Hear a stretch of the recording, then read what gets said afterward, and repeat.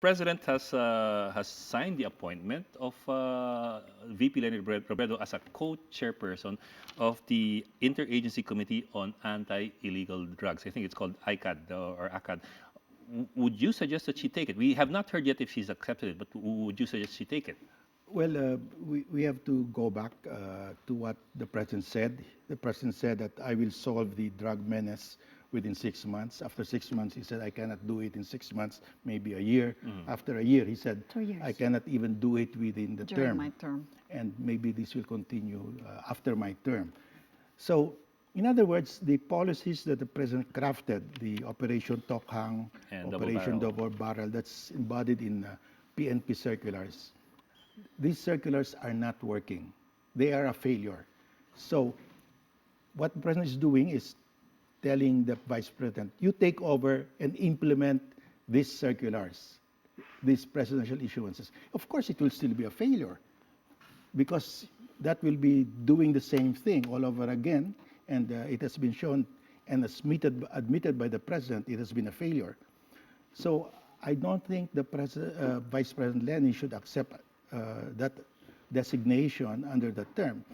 I think the President should revoke all those issuances because they are a failure and call for a national summit on how to deal with the drug problem and come out with proposals, ask everybody, because his own approach has been shown to be a failure and he admitted it. Why can't VP Leni do that as drugs are?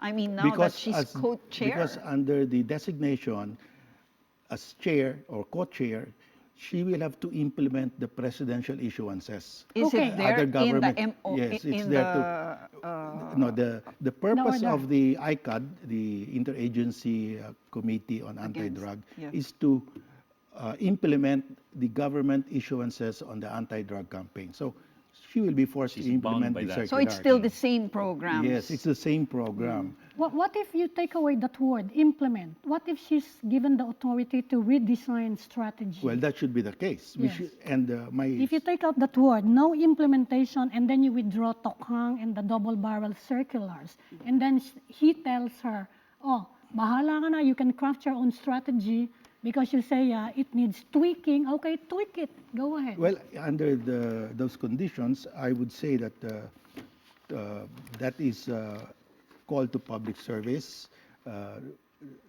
She should accept it. So what she should do is call a national summit on how to deal with the drug problem, because the proposal of the President has turned out to be a failure.